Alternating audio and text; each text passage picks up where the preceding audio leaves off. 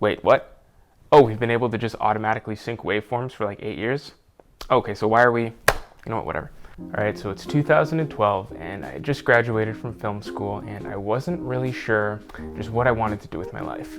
I had a few friends who had really cool internships lined up, but a lot of those were unpaid, and since I was already living on my own at the time, it wasn't something I could realistically see myself doing. I had some other friends who were going the route of working on film sets and joining a union and kind of working their way up the ranks, but set life really wasn't for me, and it was a road I knew I just wasn't ready to go down. So what were my options? So my name's Adam, and I'm someone who's been making videos for the past 12 years or so. I've made a bunch of things over the years, like short and feature-length documentaries, wedding videos, corporate videos, music videos, and a lot more low-quality, low-effort, quick turnaround social media stuff than I care to admit. Now, I've always thought about making content for YouTube, but I was never really sure just what I wanted to talk about. I don't really think the platform needs any more people reviewing the latest gimbal or talking about why they sold their red Komodo for an FX30, so I'm just going to use this place to share my thoughts and experiences while also showcasing some of the work I'm particularly proud of. This is my very first time talking to the camera on YouTube. I thought I'd share a brief history of how I got to where I am today and some advice for content creators and a few things I wish I had done differently. And maybe if you're somebody who's just starting their filmmaking journey, you might be able to get some takeaways from this video. I also have no idea how the YouTube algorithm works, so I have no idea if anybody will even see this, but if I could help at least one person, then it would have been worth it. So yes, I was that cringy cinephile kid in high school who was really into films from the 60s and 70s. I also watched a ton of foreign cinema and I played a lot of video games. I was an underperforming student in every sense, and the only time I put any real effort into assignments was when I was able to write essays on movies or whenever there was any sort of creative writing involved. There's this quote that you might be familiar with that always kind of stuck with me, but it goes, "Everybody is a genius, but if you judge a fish on its ability to climb a tree, then it will live its whole life thinking it is stupid." Now, this quote is usually thrown around by educators to let students know that, yes, everybody is unique. But the reality is that society favors the tree climber. So when it came time for me to graduate high school, film school really did feel like the only choice, because if I was going to do anything in post-secondary education, it might as well be something I'm genuinely interested in learning more about. I also really wanted the chance to be around like-minded people, and that's probably the biggest factor when deciding whether or not you should go to film school. If you know it's an industry you want to be a part of, whether it's in production or post-production, then film school is a really great way to make contacts and build relationships, make friends in order to advance your career and just network overall. So part of the reason that I chose film school was because I wanted to make my own stuff. And at the time, there weren't many filmmaking resources online. Cameras were still bulky and fairly expensive, and the pipeline from Filmmaker to paid gigs, it just wasn't there like it is today. So if I were to do it all over again, I probably wouldn't go to film school, only because as a solo creator, it's much easier to just teach yourself everything there is to know online. And if you wanted to buy a pretty basic camera kit to start shooting, you could do that relatively easy. So around that time, I was really into those Vice documentaries that were on YouTube. I always wanted to travel the world, and the idea of doing it while getting paid was appealing for pretty obvious reasons. But breaking into that world seemed kind of impossible at the time, especially for a recent film school grad who had no relevant portfolio experience, so I kind of had to push that thought to the back of my head as best I could. So what exactly did that leave me with? Well, luckily I had a friend who told me about an entry-level summer job that I might be interested in. This was right around when the DSLR revolution was happening, and suddenly there was a huge demand for in-house content creators. So using my trusted Canon T2i and the Magic Lantern firmware, I was able to shoot a quick demo reel to go along with my application, which landed me the job. I was going to spend my summer shooting local tourism, culture, and event content that would live on the web and on social media. This was a pretty sweet gig looking back on it, but it was short-lived because it only lasted around 4 months. But luckily I made some contacts in those 4 months, and I was able to book myself some freelance work, which meant I only needed to work part-time on weekends in order to keep the bills paid.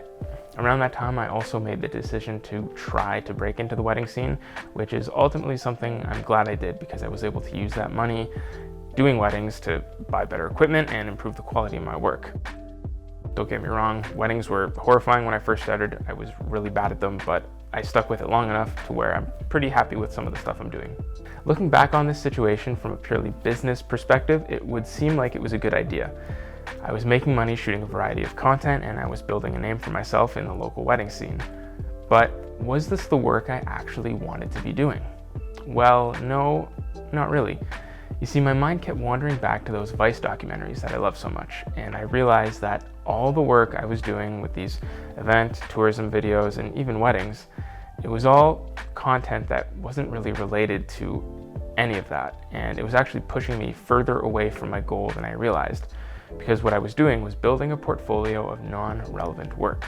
Much like Bilbo Baggins, I was spreading myself too thin, and the quality of my work stagnated. Instead of being a really good wedding filmmaker or event videographer, I was a below average jack of all trades. So I think making a concerted effort to actually do the things I wanted to do would help me define myself a lot better as a creator, and I would have a lot more relevant work to show for it. And I know that's not always easy because you do need to do things to pay the bills, but the drive to do the stuff I actually was passionate about in my spare time just wasn't there.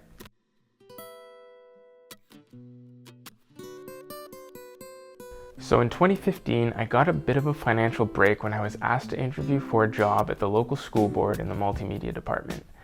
Now, around this time, I was actually experiencing some pretty intense feelings of imposter syndrome, and despite constantly getting rehired and finding new clients in the wedding scene and the corporate space, I just felt that all the work that I was doing wasn't good enough, and I couldn't help shake the feeling that I just wasn't cut out for this at all, and that my only option was to get a full-time office job in a field that was somewhat related to what I went to school for. And honestly, I thought that that would be my best bet. A few months into that job though, something absolutely crazy happened. So due to declining enrollment and amalgamation, a local elementary school in my district was closing down, and its contents like desks, shelves, books, lockers, pencil sharpeners, what have you, they were all being destined to go to a landfill. Now, with the help of local Rotary clubs by way of volunteer work and donations, these supplies were being packed onto giant shipping containers and sent all the way to rural South African schools in order to give students in developing areas a chance at better education. Now, in some crazy stroke of luck, the people at the top decided it was worth the money to send me along to make a short documentary about it all. They looked at the freelance work I'd done in the past, plus the short videos I had made since starting the job at the school board, and they figured that I would be the one who could make a pretty good short documentary about this and tell their story. So up until that point, it was honestly a pretty boring job and I wasn't really into it, but I was grateful for the opportunity because deep down I still romanticize the idea of being a run-and-gun travel filmmaker like the ones in those Vice documentaries. And this whole thing gave me a renewed sense of purpose and made me feel like, you know what, maybe I can actually do this. I can make a career telling documentary stories and being a filmmaker, despite what the imposter syndrome was trying to tell me. Do the thing long enough and you will eventually be known as the person who does the thing. This is something that I tell people who are trying to break their way into the industry, whether as a wedding filmmaker, a real estate photographer, a product photographer, event videos, anything like that. Be the one who just creates stuff and share it online. You do it long enough and there's a much better chance of getting noticed than if you hadn't done so at all. Okay, so fast forward a couple months, the documentary is finished and the hype has pretty much died down. It did get some local play at a theater in town, and it was viewed by a lot of people who worked in the public education sector, and the school board that I worked for got some pretty sweet PR from it all.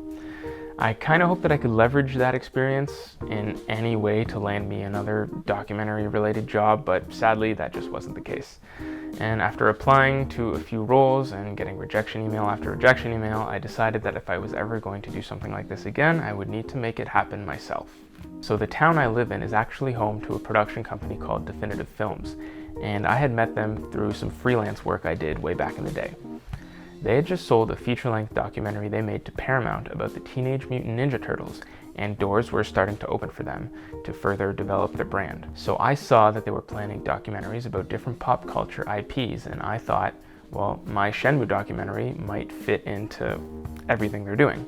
So at this point, I had already gone around and interviewed some fans of the game, plus talked to a few authors who wrote articles for video game blogs and magazines. There wasn't a lot of meat to it, but I wanted to show the guys at Definitive Film that there was some pretty serious potential for a really interesting documentary that aligned with their brand. Now, if I wanted to tell the full story of this whole documentary and everything that went into it, it would take a whole separate video. But basically, what started as a little fan project slowly grew into something much bigger. We ended up interviewing some of the voice actors of the game, which then turned into interviewing some high-profile video game YouTubers, then people in the video game industry, TV personalities, and even the former COO of Sega of America. So after we amassed this massive archive of interviews, we created a pitch deck and sent it to Yu Suzuki, who was the creator of the game. And luckily for us, he was very interested in being a part of it. That led us to creating a Kickstarter campaign to fund a trip to Japan with a film crew to dive deep into the Shenmue archives and interview as many members of the development team as we could. So this Kickstarter is what helped make the whole thing possible, but the journey to get there was a grueling one. Everything up until that point was self-financed with the hopes that it would lead to something else. Taking risks is what made that happen. I'm not so naive as to think luck didn't also play a huge factor into what we were doing, but stepping outside my comfort zone and taking that risk on a passion project is how that documentary ultimately got made. Okay, so my last point is a quick one, and it applies to anyone in their filmmaking journey, and that is to find a way to constantly improve yourself. For a long time, I felt that I was stuck because I was taking the same approach to everything I did. My edits felt the same, my shots were all bland and uninspired, and I was only using lights really sparingly, like for interviews, and I wasn't using them as creatively as I could. I was just kind of going through the motions on a lot of these smaller projects, and it was really taking a toll on my ability to see things through a creative lens. The sooner I realized this, slowly but surely, my work started to improve and I felt more confident in what I was doing. So yeah, that is essentially the abridged version of the last 12 years of my professional career. I've got to work on some pretty cool projects, met some pretty cool people, and I've built relationships that last to this very day. There are still days though where I find myself falling back to that old imposter mindset, and I have doubts about everything I do. I do think growing up with social media has a lot to do with it. I find myself times where I'm just sitting on my phone doom scrolling and comparing myself to the thousands of other creators out there who are far more talented than I could ever hope to be. That's a trap that's easy to fall into, and I think it's important for creatives who are feeling that way to have these mental check-ins every once in a while. And you know what? Just watch back your old stuff and see how much you've improved over the years, because I guarantee you 100% that you definitely have.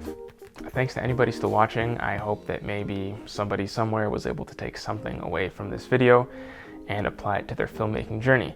So I'm not sure if I'll make any more of these videos of me talking to the camera, because honestly, that's a very awkward and painful thing for me to do.